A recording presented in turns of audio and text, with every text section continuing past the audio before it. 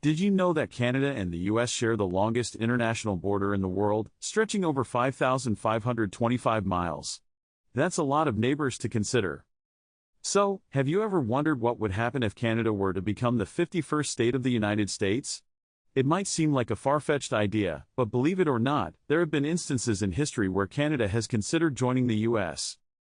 In the 19th century, there were several attempts by Canadian provinces to join the United States.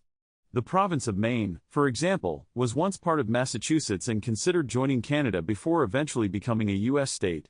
Similarly, the province of British Columbia considered joining the U.S. before opting to join Canada instead. But what about today? Would Canada consider joining the U.S., and if so, what would be the implications of such a move? Joining the U.S. as a state would require Canada to give up its sovereignty and independence, adopting the U.S. Constitution and Bill of Rights. This would lead to significant changes to Canada's political system, transforming its federal structure and parliamentary democracy into a presidential system.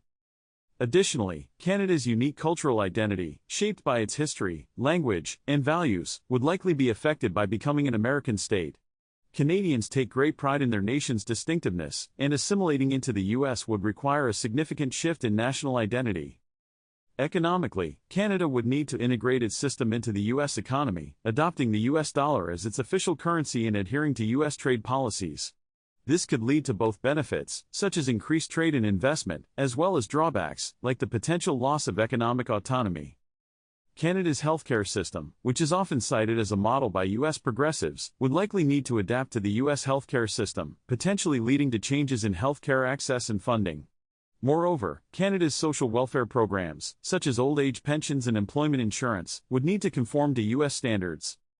The integration process would also involve Canada's military, which would need to merge with the U.S. military, potentially leading to changes in defense policies and strategic alliances.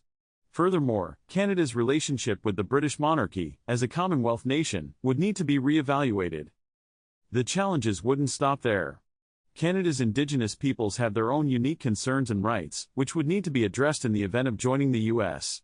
Similarly, Quebec's linguistic and cultural distinctiveness would require special consideration to ensure its identity is preserved within a U.S. state.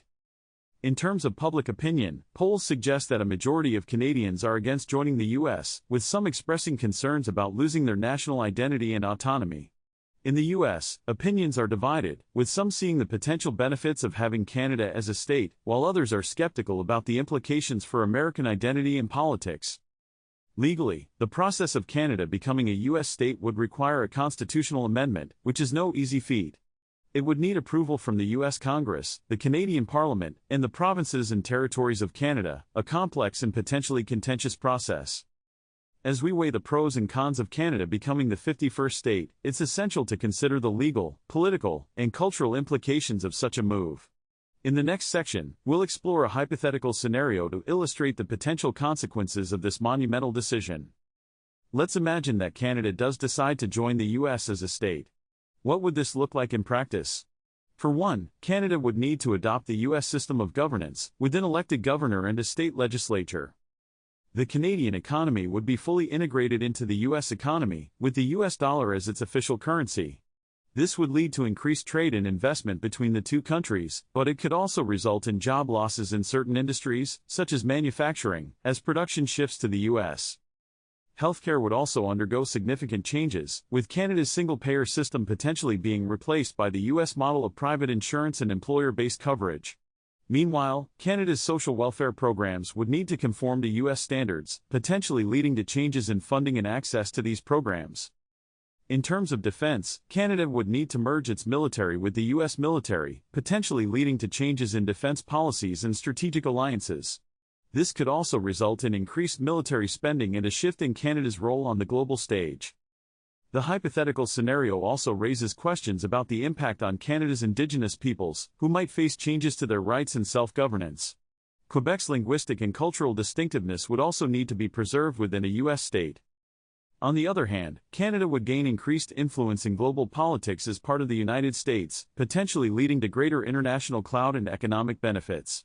The country would also gain access to the U.S. market, leading to increased trade and investment opportunities. In our final thoughts, it's clear that the idea of Canada becoming the 51st state is complex and multifaceted, with far-reaching implications for both countries. While there are potential benefits to such a move, it's essential to weigh these against the potential drawbacks, including the loss of national identity and sovereignty. As we reflect on this thought-provoking topic, we'd love to hear from you in the comments. Do you think Canada should become a U.S. state, and what do you think the implications would be for both countries? Thanks for watching, and don't forget to check out our other videos on geopolitics and international relations.